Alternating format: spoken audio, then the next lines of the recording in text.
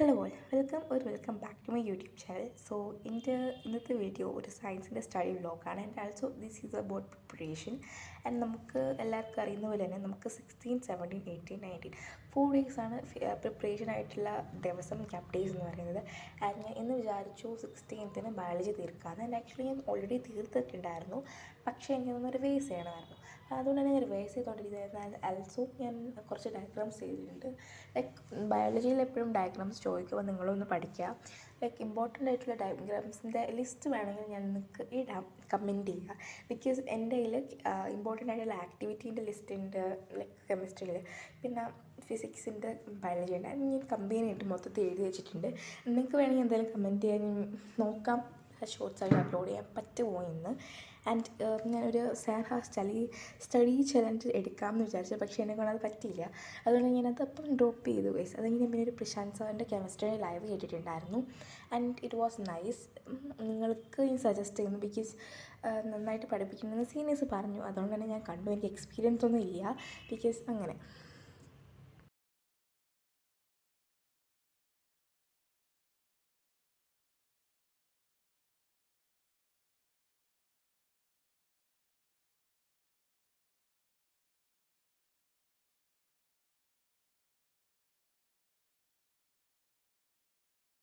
So in the first load, I completed my biology one.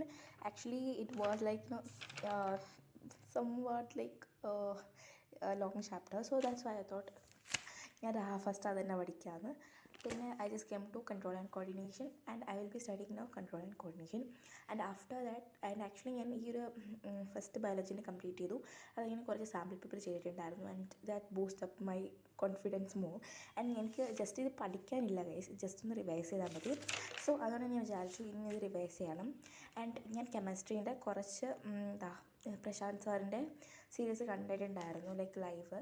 അപ്പം പിന്നെ എനിക്ക് കുറച്ച് നേരം കഴിയുമ്പോൾ ബോറടിച്ചു, ബിക്കോസ് എനിക്ക് കുറേ നേരം ഇനി ഇരിക്കണമല്ലോ. And I want to complete my target 2. So അതുകൊണ്ട് ഞാൻ വിചാരിച്ചു ഇപ്പം ഞാൻ എൻ്റെ സ്വന്തമായിട്ട് റിവൈസ് ഈ ബയോളജി മൊത്തം ഞാൻ തീർത്തിരിക്കും ഗൈസ്.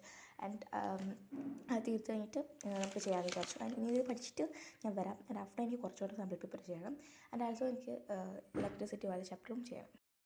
പിന്നെ ഞാൻ വീണ്ടും പഠിക്കാനിരുന്നു. ആൻഡ് ഞാൻ കുറച്ചും കൂടെ ആത്മാർത്ഥമായിട്ടിരുന്ന് പഠിക്കാമെന്ന് വിചാരിച്ചു.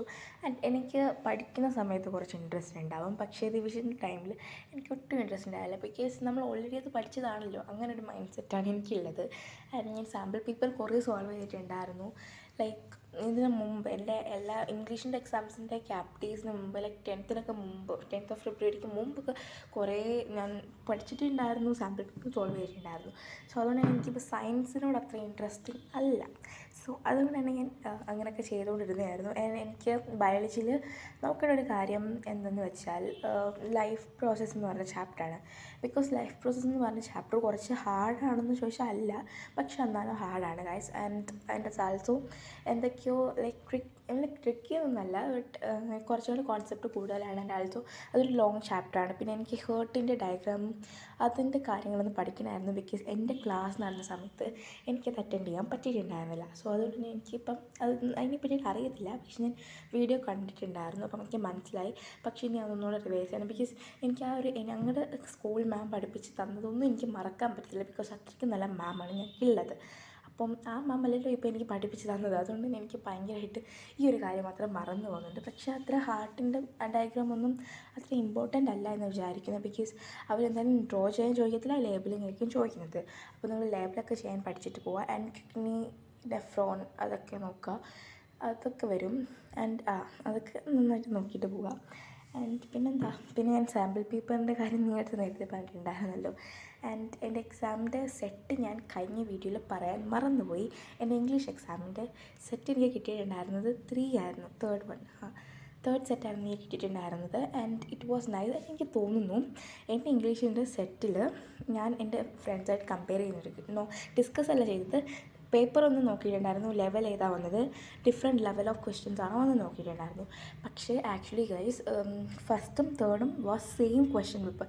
എൻ്റെ ഒരു ഫ്രണ്ടിനായിട്ട് ഫസ്റ്റ് സെറ്റായിരുന്നു കിട്ടിയത്, എനിക്ക് തേർഡായിരുന്നു. ആൻഡ് ഇത് രണ്ടും സെയിം ആയിരുന്നു ഗൈസ്. ആൻഡ് എനിക്ക് സെക്കൻഡും ഫോർത്തിനെ പറ്റിയിട്ട് അറിയത്തില്ല. സോ ഒന്ന് നിങ്ങൾ കരഞ്ഞ് പറയാം.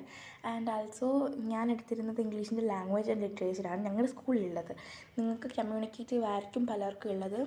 എൻ്റെ സെറ്റിൻ്റെ ഹാർഡ്നെസ് കൂടുതലാണെന്ന് ഞാൻ കേട്ടിട്ടുണ്ട്, എനിക്കറിയത്തില്ല. തോന്നുന്നു അത് കുറച്ചും കൂടെ ഹാർഡായിരുന്നെന്ന്, അറിയില്ല ഗൈസ്. ഞാൻ എവിടെയോ കേട്ടിട്ടുണ്ടായിരുന്നതാ, എനിക്കതിനെ പറ്റിയിട്ട് അറിയില്ല. പക്ഷേ എൻ്റെ സെറ്റ് നന്നായിരുന്നു. ആൻഡ് ഓക്കെ, എനിക്ക് ഇനി അത്രയ്ക്കിനിയൊന്നും പറയാൻ പറ്റുന്നില്ലല്ലോ.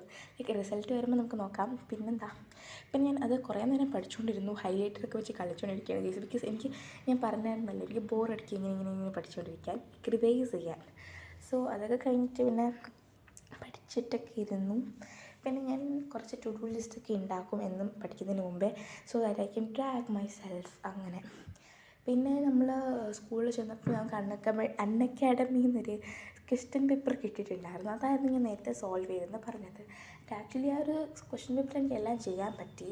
സോ അതുകൊണ്ട് തന്നെ എനിക്ക് കുറച്ചും കൂടെ കോൺഫിഡൻസ് ആയി. പക്ഷേ എൻ്റെ ലെവൽ കുറച്ചും കൂടെ ഈസി ആയിരുന്നു തോന്നുന്നു.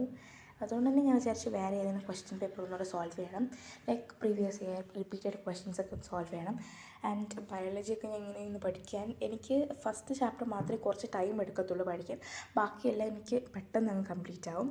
ലൈക്ക് ഇങ്ങനെ അവർ എൻവയോൺമെൻറ്റ് ഈസ് വെരി ഈസി.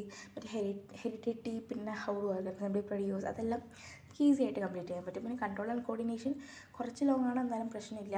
ബ്രെയിനിനെ കുറിച്ച് ഇതൊക്കെയാണ്. ബ്രെയിനിൻ്റെ ഡയഗ്രാം എവിടെയാണെന്നും പിന്നെ ഫങ്ഷൻസും പഠിച്ചുകൊണ്ട് പോവുക, അത് മേ ബി ഇമ്പോർട്ടൻ്റ് ആയിരിക്കും. ആൻഡ് ആക്ടിവിറ്റീസ് നോക്കുക, കെമിസ്ട്രിയിൽ ആൻഡ് റിയാക്ഷൻസ് നോക്കുക. അപ്പം ഇതൊക്കെ ഉണ്ടായിരുന്നുള്ളൂ എനിക്ക് നിങ്ങൾക്ക് പറയാനുള്ളത്. ആൻഡ് ഈ ഒരു വീഡിയോ കാണുമ്പോൾ എന്തായാലും സബ്സ്ക്രൈബ് ചെയ്യാൻ മറക്കരുത്. ബിക്കോസ് നിങ്ങളാരും സബ്സ്ക്രൈബ് ചെയ്യുന്നില്ല, അതുകൊണ്ട് തന്നെ. ആൻഡ് നമുക്ക് ഒരു ഫെബ്രുവരിക്ക് മുമ്പ് ഒരു 100 സബ്സ്ക്രൈബേഴ്സ് ആക്കണം. ആൻഡ് നിങ്ങളതിന് എന്നെ സപ്പോർട്ട് ചെയ്തേ പറ്റൂ. അപ്പോൾ എന്തായാലും ബൈ.